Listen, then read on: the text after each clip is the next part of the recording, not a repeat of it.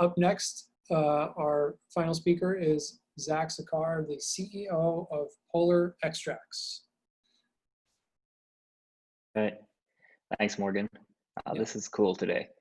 My favorite part of this industry is definitely the medical side, where we actually get to really help people. So this has been a really cool conference so far. I would like to speak about the technology and infrastructure side of our industry. And again, I'm Zach Sakar, co-founder of Polar Extracts. As a lot of you might notice, and actually as Cheech brought up, flower is kind of old school now, right?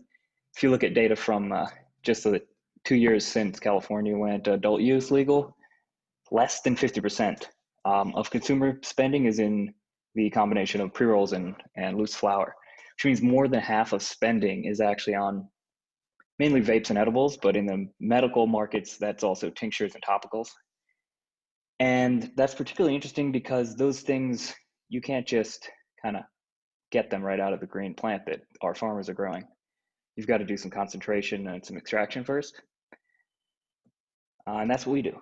For anyone who's not sure exactly where it all kind of breaks down, you grow the plant and then you've got to do some chemical processing before it gets into the manufacture and distribution.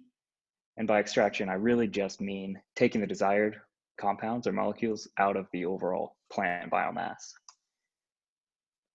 There's a lot of stuff you can do when you're processing cannabinoids and terpenes and stuff you want out of an interesting plant like cannabis.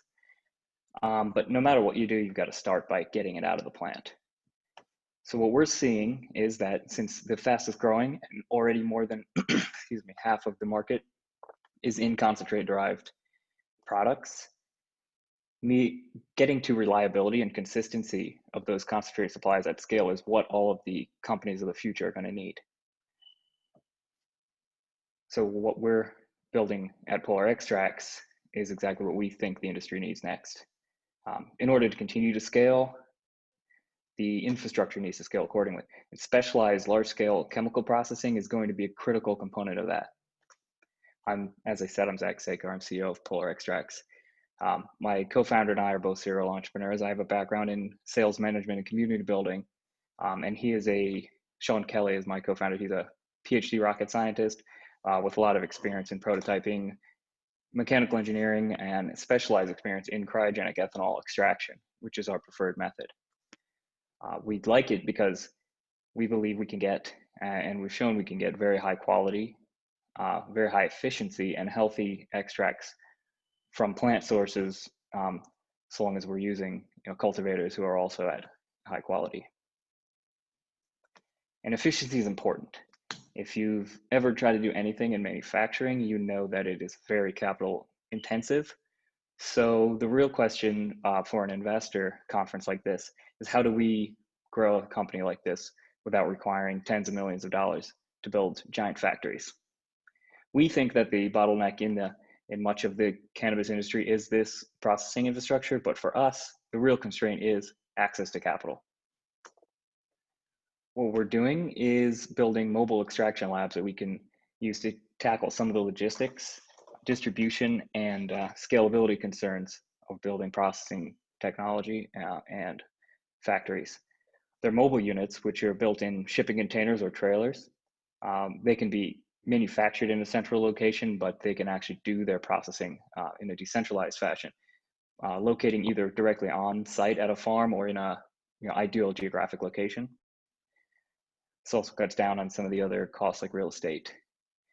And the technology, to the extent that it is safe to put our IP somewhat outside of our hands, allows us to explore some licensing opportunities. I'll very briefly talk about the economics, but I'd rather get to questions.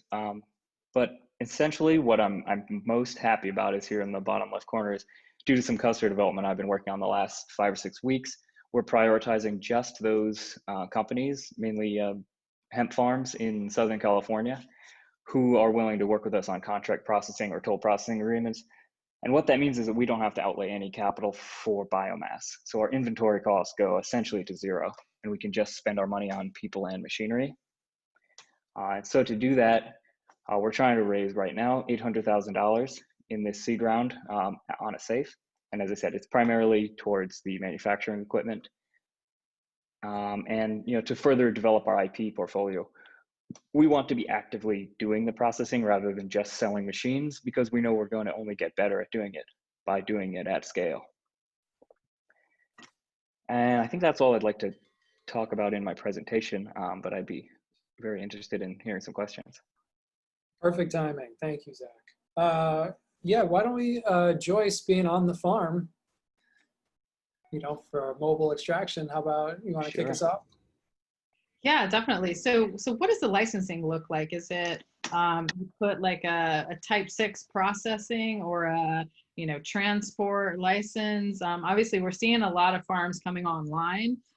So and the processing, a lot of them don't have on-site processing. So the thought of like driving that 50 miles, 100 miles elsewhere, it obviously is really cumbersome. So I think there's a lot of scale to this, particularly in the next sort of 1 to 3 years as folks are starting to build out their things. As an example, we do not have a processing facility on site, which is going to be a problem. So this is definitely, I think a great area, but I'm interested, how do you grab a license for this? Yeah, sure.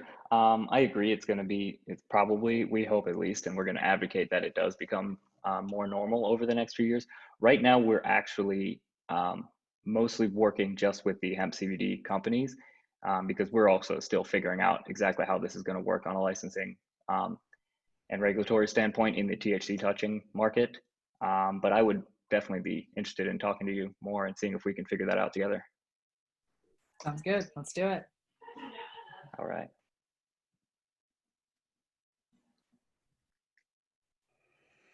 I guess I had a follow-up question about the mobile compliance. So is it simply a licensing play, or are you planning on trying to figure out how to remain in compliance as you move into emerging markets or even existing markets?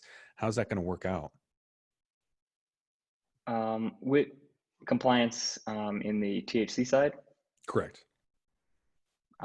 Yeah, that, like I said, that's still somewhat in flux, and we're figuring out. We've been getting conflicting answers from most people we're talking to, so I think everything is still changing pretty rapidly. This includes environmental and fire safety and distribution, and as well as cannabis licensing. So it's still pretty up in the air, but we're working on it, and we're planning to employ some consultants as well.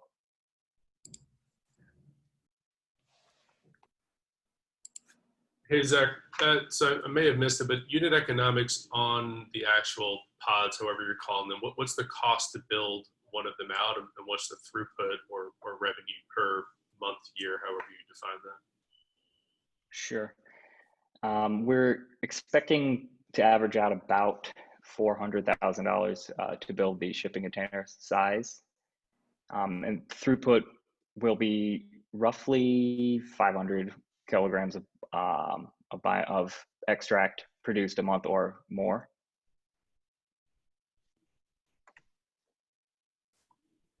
And you're charging per kilogram extracted? How does the tolling model work for you in terms of price? Yeah, that it's usually it's usually just based on a percentage of however much is produced. We'll negotiate a cut with the farm if they want to retain a certain amount. We're also largely doing that model here at the very beginning for capital constraint reasons, but we expect to be also in the business of purchasing biomass and wholesaling extract to manufacturers as kind of the longer term business model. Thank you. Yeah. Can you talk about? Yeah, go ahead, Daniel. Can you talk about sales and where you are in terms of contracts or licensing partners currently? What your plan is for scaling that, and just maybe I missed it, but like, is this currently legal in any U.S. jurisdictions, like to do the mobile extraction? Are there other companies doing it? We're legal in the hemp CBD side, and we're building some machinery right now for some Southern California based farms. As far as THC side, I've gotten different answers from different lawyers, so I'm not sure I want to say in a public forum that I agree with one or the other. But yeah, we are installing some processing on hemp farms in the Bakersfield area, north of Los Angeles right now for 2 different companies.